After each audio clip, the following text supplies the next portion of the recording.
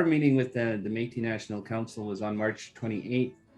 And like Veronica, I had this inspiration quite a long time ago, knowing that perhaps in August of last year, I was approached by Bishop Smith about going to Rome, and I was supposed to keep it quiet. And it's hard when you have a beautiful mother like myself, that, you know, she's our pillar for our faith. And I had to share it.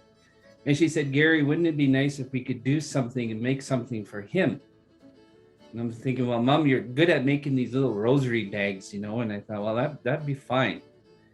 And she said, well, what if we made a stole out of Métis sashes? Because that's one of the highest honors that we can give somebody in our community, is a sash. So this was the beginning of that journey. They gave. And they're made out of 2 Métis sashes. And there's another picture of it. And there's, whoops, sorry for the big thumbs. And it turned out beautiful. And actually, Mary, we call her the sewing lady in St. Albert. My mom's sewing machine couldn't go through it. It was too thick. But Mary, she works for like the Arden Theater, and she does all bridal dresses. And she's a very devout Catholic. And I approached her and I asked her if she could do it. And she did it. And I said, how much? And she said, you just bring me back 4 medals. And she didn't charge me anything for it. And that was through the Métis Nation of Alberta. And here you'll see a real good picture of him with it. Oh, beautiful. Cool. Because as soon as he seen it, he put it on right away. Awesome. And then I explained the sash to him. And I explained it, Nice. what the story was. The show. And then there's myself when I was meeting him one-on-one. Awesome. But the sash was to honor him. And I explained to him that one thread of the sash can be broken. And that's who we are as individuals. But if we're together like the sash, those threads, you can't break that sash. And that sash is actually, like I said, it identifies us more as Métis people. And I thought, what a fitting gift to give. And also the Inuit gave him a sealskin stole. And I also know the Assembly of First Nations gave him somewhat of a beaded stole as well. So he got 4 of them. And one of the things I asked him when he wore it, I said, please wear it when you come back to Canada. And he said yes to me. And that was at the point when he gave me a hug. Out of all the people, I was the one that got a hug from him. And I said, you know, my mom wanted this as well. And I hugged my mom and I told her that. And what was interesting was I was at the site here for Lac St. Anne not too long ago. And Monsieur was there in the nuncio for Canada. And they were looking at Lac St. Anne. And one of the things Chief Tony Alexis had said was that when he went, he also asked him for a hug, and he explained that, you know, that's what his aunties and them wanted. So when he came back, that they could hug him and it would be like hugging the Pope. But that's what my mother had kind of said too. And I thought, this has to be a mother thing. You know, so it was really beautiful. What you did was absolutely beautiful.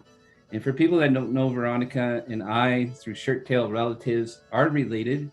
And we are Métis from the St. Albert area as well. So yeah. I know we represented well. And we're a force. It's a journey.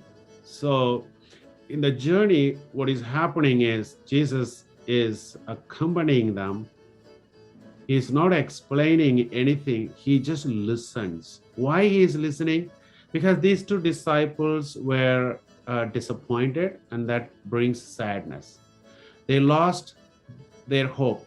They buried all their hopes with the burial at the cemetery of Arimathea. They had nothing, so they were sad. Jesus being with them.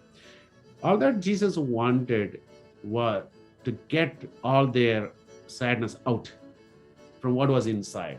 Like whatever hurt feelings they had, disappointments, frustration, angry at all these people who killed Jesus, even at angry at Jesus, why he didn't do much more than to save him, protect him, and keep us all alive. So everything, Jesus silently wanted these two disciples to gawk them out, just get them out.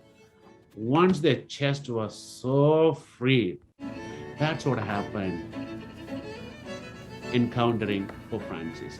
There are two sides to the stories. People of the indigenous, yes, expected apology. But before apology, Pope had to listen. He had to listen with so love and compassion to every word that the frustrations, the sadness, with all the residents was brought in. I think that's where the apology comes later.